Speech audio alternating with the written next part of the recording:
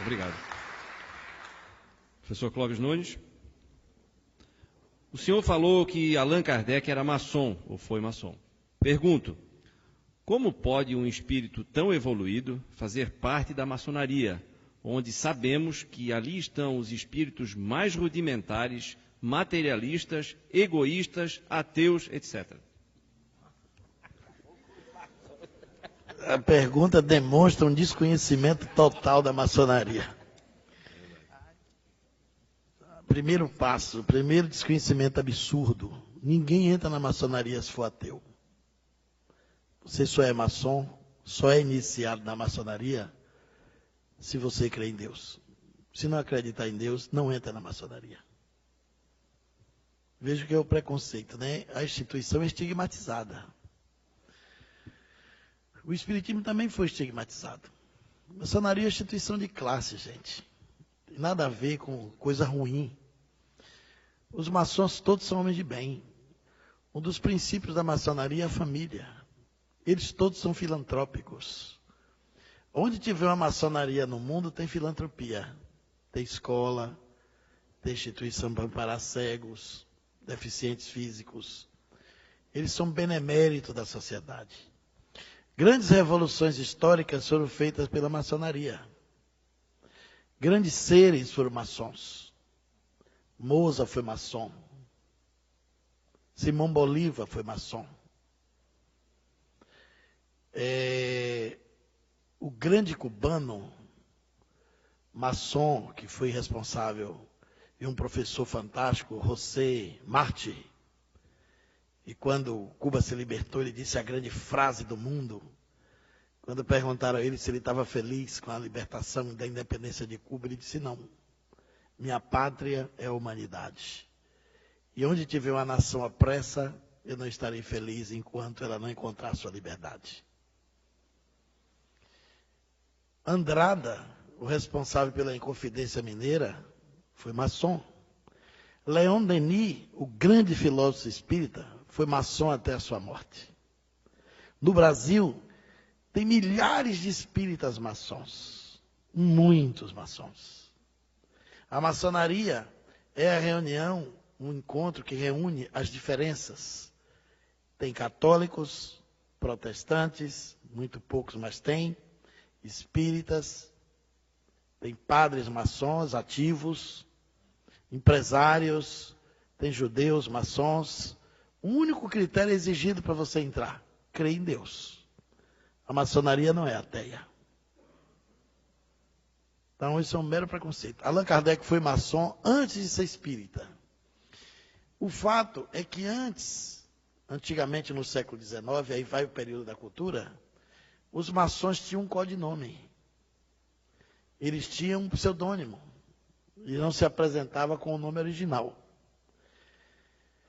Do mesmo jeito que Dom Pedro I foi maçom, e a maçonaria foi responsável pela independência do Brasil, foi tudo arquitetado lá, como a revolução também da Bolívia e outros grandes feitos da humanidade, foram conspirados na maçonaria. Tiradentes foi maçom. Tomás Antônio Gonzaga foi maçom. A Inconfidência Mineira toda foi maçônica. Então tem muitas coisas maravilhosas da maçonaria. E o grau 9º da maçonaria é um grau esotérico, onde se tem muito de espiritualidade. Eu não sou maçom, mas conheço a instituição. E fui numa loja maçônica em Curitiba, convidado para uma palestra. Uma loja belíssima, onde eu vi um dos poemas mais incríveis, em uma mesa de granito preto,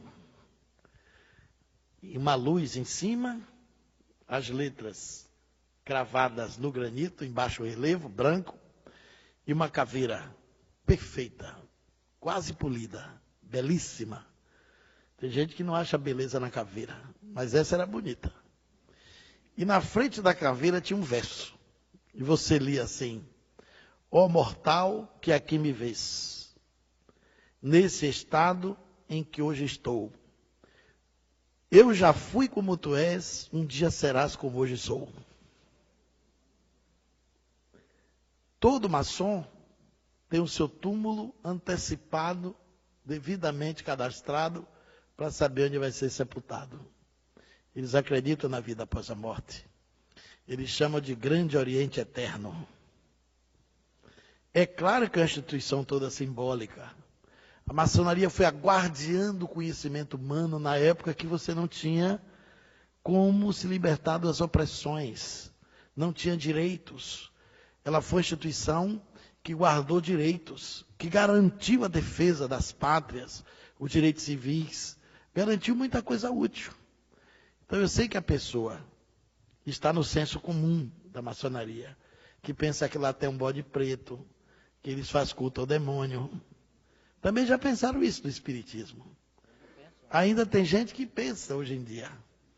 Então, é importante conhecer isso. A pergunta, de qualquer forma, revela a necessidade de conhecer. Quando Allan Kardec se tornou espírita, ele ficou sendo um maçom adormecido. Porque não existe ex-maçom. Você, quando não passa a frequentar, você é chamado de maçom adormecido.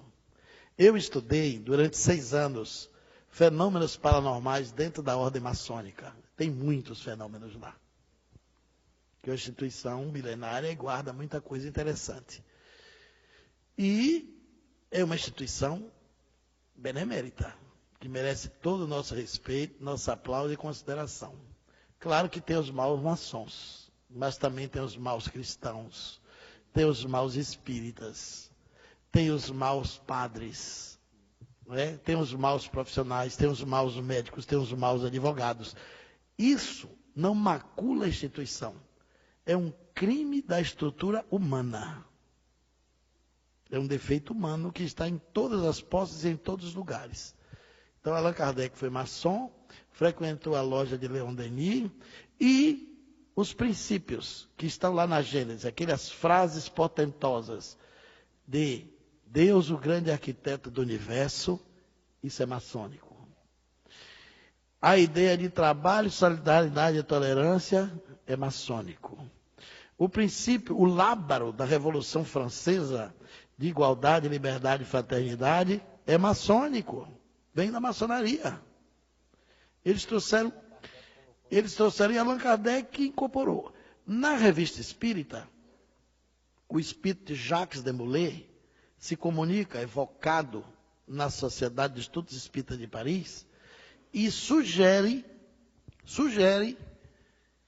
que o espiritismo faça uma aliança com a franco-maçonaria francesa e com a maçonaria europeia para expandir a doutrina na divulgação pelo mundo.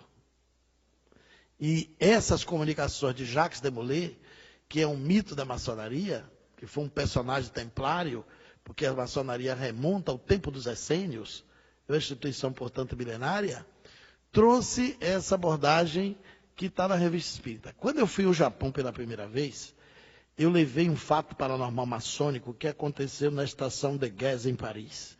Eu pesquisei esse caso na Rua do Lavradio, na Biblioteca Maçônica, no Rio de Janeiro, que é uma das bibliotecas mais ricas do Brasil. São vários andares repletos de livros que estão esgotados, verdadeiras preciosidades do conhecimento literário em língua portuguesa. Só tem livro bom, portentoso. A história de Valdomiro Lorenz, que eu acabei de contar há pouco, eu li na Biblioteca Maçônica, comentava aqui antes da pergunta, Valdomiro Lorenz era maçom. E era espírita, e médium, e professor de Esperanto. E o maior filantropo que tinha na época. E eu descobri nessa biblioteca uma história poderosa. Como eu ia para o Japão pela primeira vez, eu queria chegar com um fato interessante. Entrei na Rua do Lavradio e subi na biblioteca para pesquisar uma outra coisa. Encontrei um fato espetacular. Quando Franklin Roosevelt quis jogar bomba em Hiroshima e Nagasaki, o presidente americano, que era pastor protestante e cristão, pediu o apoio da maçonaria. Porque a maçonaria até hoje tem muita força no mundo. Só no Brasil, o Grande Oriente, que são 2 potências, a Grande Oriente tem mais de 2.300 lojas. Você tem a Grande Loja e tem o Grande Oriente do Brasil, são 2 potências. Aí o Franklin Roosevelt pediu apoio da maçonaria para jogar bomba, porque ele não queria ficar sem lastro, sem suporte.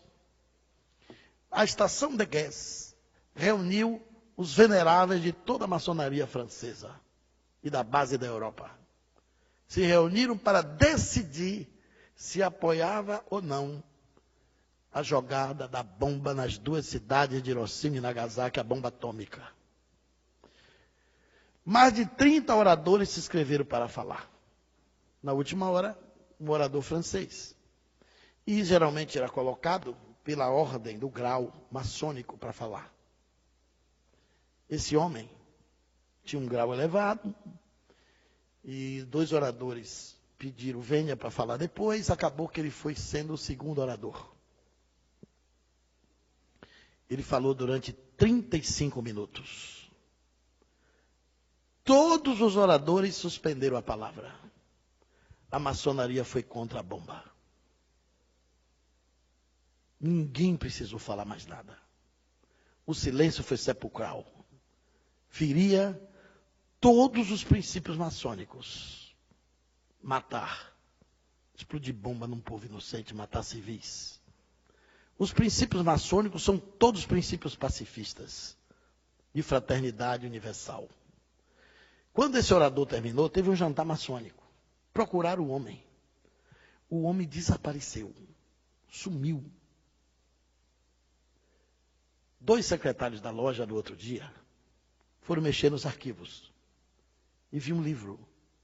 No livro tinha uma fotografia, uma pintura. E era o orador. E foram mostrar ao venerável da loja. Olha aqui, o orador de ontem. Ele disse, impossível. Será que foi ele mesmo? Ficaram na dúvida. E o rapaz disse, foi eu que fiz a inscrição dele. O orador se chamava Conde Saint-Germain. Estava morto há muitos anos. Ele se materializou dentro da maçonaria, fez um discurso de 35 minutos e estagnou o apoio da bomba atômica do Japão. Eu abri minha conferência com isso. Na plateia tinha 2 maçons. A maçonaria estava chegando no Japão naquela época. Esses 2 maçons me levaram ao encontro do Dr. Hiroshi Motoyama, diretor da Universidade de Ciências Humanas, que também era maçom, um grande cientista japonês. Então a gente tem que ter muito cuidado para não embarcar na onda do ouvir dizer. Porque durante muito tempo os espíritas também faziam parte com o demônio. Na época do regime militar, os militares obrigaram os centros espíritas a ter livro de presença, e até hoje tem centro antigo que tem o por vacina. Aquilo é porque os militares receberam a queixa que os espíritas eram comunistas. Foi a cruzada dos militares espíritas que impediu que a ditadura fechasse todos os centros espíritas do país. Muito centro espírita foi apedrejado no começo do século, inclusive lá na Bahia, nos anos 40, 50, porque dizia que a gente evocava Satanás. E até hoje tem gente que pensa que o espiritismo e macumba é a mesma coisa. Então, a maçonaria é uma instituição benemérita. E Allan Kardec, depois da doutrina espírita, não frequentou mais a maçonaria. Não porque ela fosse uma instituição equivocada, mas por causa dos afazeres, das obrigações, ou porque no espiritismo ele se descumpriu do dever de seguir os símbolos. E a maçonaria tem rituais, tem símbolos, tem paramento. O espiritismo não tem símbolo, não tem paramento, não tem nenhum tipo de ritual, não tem hierarquia, não tem rituais. Começou a ficar incompatível com a doutrina mais elevada, mais alta que ele percebia com a filosofia e as suas pesquisas com o conhecimento espírita. Desculpe eu ter avançado na hora, mas eu roubei 30 segundos de Zé, 1 minuto do professor e os 15 segundos dele que ficou para trás.